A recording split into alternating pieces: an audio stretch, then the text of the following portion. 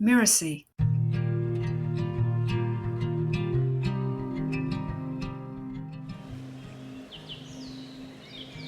One fine evening, a young princess put on her bonnet and clogs and went out to take a walk by herself in a wood. And when she came to a cool spring of water that rose in the midst of it, she sat herself down to rest a while. Now she had a golden ball in her hand, which was her favourite plaything, and she was always tossing it up into the air and catching it again as it fell. After a time she threw it up so high that she missed catching it as it fell, and the ball bounded away and rolled along upon the ground till at last it fell down into the spring. Hi, I'm Lisa Bloom, the story coach, and you're listening to Once Upon a Business. In each episode, we explore a story, a fairy tale, folk tale, or traditional story, so that we can discover the amazing lessons relevant for business and for entrepreneurs.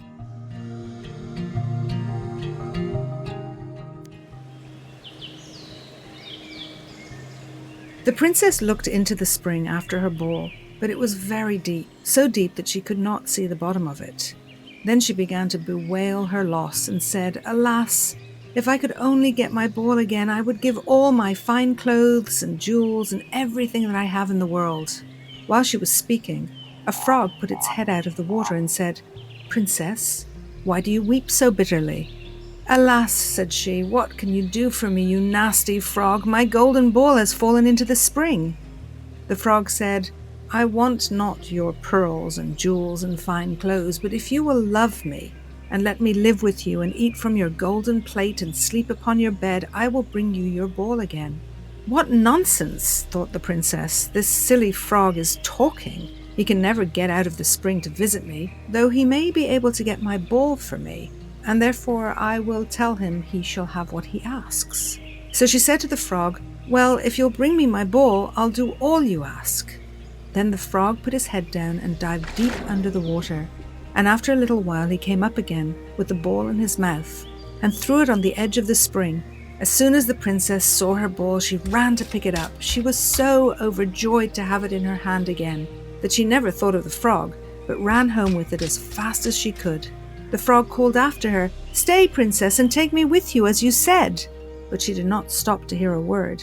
The next day, just as the princess had sat down to dinner, she heard a strange noise, as if something was coming up the marble staircase, and soon afterwards there was a gentle knock at the door, and a little voice cried out and said, "Open the door, my princess dear, open the door to thy true love here, and mind the words that thou and I said by the fountain cool in the greenwood shade." Then the princess ran to the door and opened it, and there she saw the frog, whom she had quite forgotten. At this sight she was sadly frightened, and shutting the door as fast as she could, came back to her seat. The king, her father, seeing that something had frightened her, asked her what was the matter.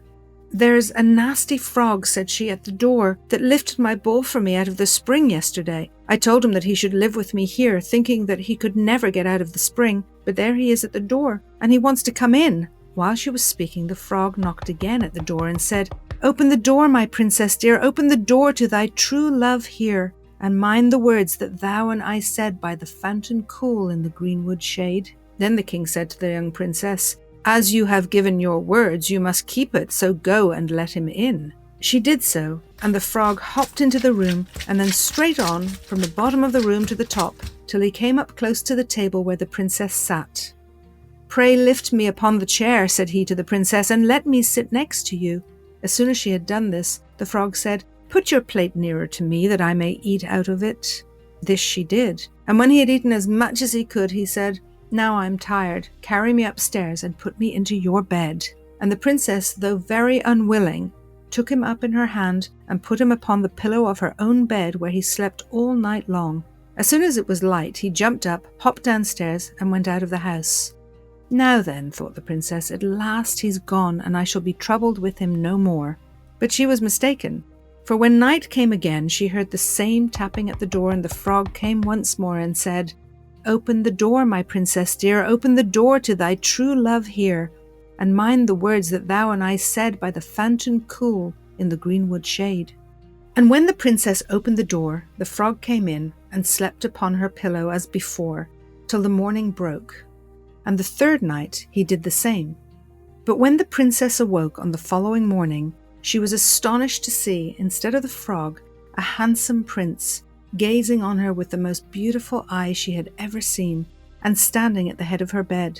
He told her that he had been enchanted by a spiteful fairy who had changed him into a frog, and that he had been fated so to abide till some princess should take him out of the spring and let him eat from her plate and sleep upon her bed for 3 nights.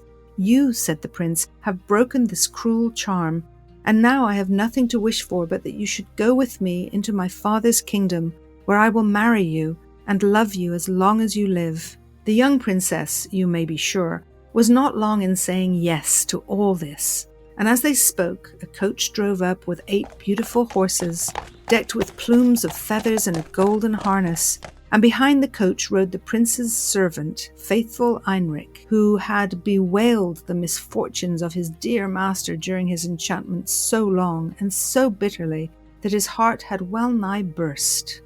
Then they took leave of the king and got into the coach with 8 horses, and all set out full of joy and merriment for the prince's kingdom, which they reached safely, and there they lived happily a great many years.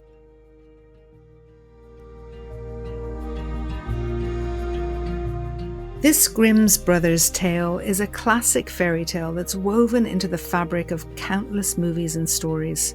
We're usually drawn to its quintessential happy ever after ending. It depicts a pattern where men, sometimes portrayed as less than ideal partners, are transformed and saved by women, leading to an inevitable marriage as the most desirable reward. And yes, we find that life doesn't quite mirror these fairy tale resolutions. Some would even say that it sets us women up for failure, but more about that later. There are some very important themes that emerge from this classic story. The central theme is transformation, both physical and emotional. The princess, who starts out self-interested and spoiled, though under some duress becomes more tolerant and patient. The frog transforms back into a prince, perhaps suggesting the redemptive power of friendship and love. Though I would argue that the princess doesn't really transform, as she only stands by her promise because her father, the king, insists that she does. She is portrayed as childlike and obedient, pretty much like so many stories portray women, and not just those that were written in another century. The story also speaks to the theme of promises and integrity. The princess learns the importance of standing by her word and keeping her promises. I wonder, does her integrity actually grow throughout the story, or is she just being the kind of good girl that is expected of her? And then there's the theme of appearances and reality. The story reminds us not to judge others based on their outward appearance. The frog, though unattractive and slimy, is so much more than that. It's often thought that the prince is noble for withstanding the curse put upon him, though what choice does he have? But it does speak to the idea that outer appearances are deceptive, and the true nature and beauty of a person lies within. It does help when he transforms that he's handsome and has beautiful eyes. When we think of business, this idea that appearances can be trusted should be tested. Whether you're hiring someone or looking to create a partnership, we need to get a sense of the inner appearance rather than just simply trusting how it all looks. I remember going through a hiring process where we hid the details of the individual, name, age, gender, appearance, when we reviewed the applications. In fact, it was several stages along the hiring process before we got to meet the person. By that time, we knew all about their experience, they'd done some testing and assignments to measure their suitability for the role, and only then did we meet them in person. At that stage, I think we would have been less swayed by outer appearances and more able to assess the individual's suitability for the role without being impacted by our own bias. In other situations, we're often persuaded by amazing marketing tactics, which is the epitome of outer appearances when it comes to business decisions. It's important to take the time and make the effort to go deeper before we make these decisions. So I said I'd come back to the impact of these stories on women. My argument with these stories that I love so much, maybe I can articulate them through these questions. Why is the princess always childlike and weak? Couldn't she have retrieved the golden ball alone? Why are women always helpless in these stories? Why should she have to negotiate in order to be helped? Can't we just help each other without having to sell our soul, or at least without having to pay by having a man enter our life so thoroughly through our home, our food, and even our bed? When the prince wakes up, why does she immediately fall for his good looks? Where's her integrity? He's just tricked her. Why is marriage and the promise of a happy ever after ending the only option for a young girl? Why should she have to go from her father's ownership to that of her husband? Yes, I know, my feminism gets in the way of just enjoying the lovely story. But these are the messages that young girls would hear. It's what I heard as a child.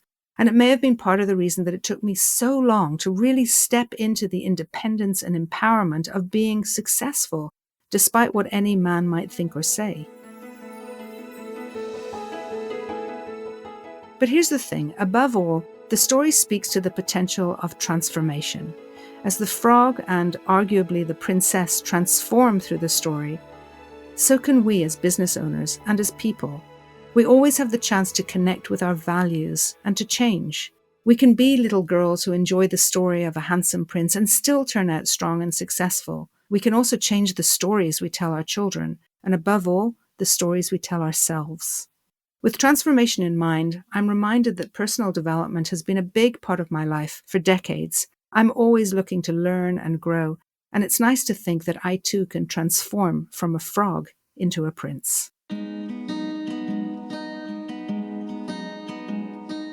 I'm Lisa Bloom, and you've been listening to Once Upon a Business. You can find out more about me at story-coach.com. That's story-coach.com. Once Upon a Business is part of the Mirasee FM podcast network, which also includes such shows as Course Lab and Just Between Coaches. To catch the great episodes that are coming up on Once Upon a Business, please like and follow us on Mirasee FM's YouTube channel or your favorite podcast player. And if you enjoyed the show, please leave us a comment or a starred review. It's the best way to help us get these ideas to more people. Thank you. We'll see you next time.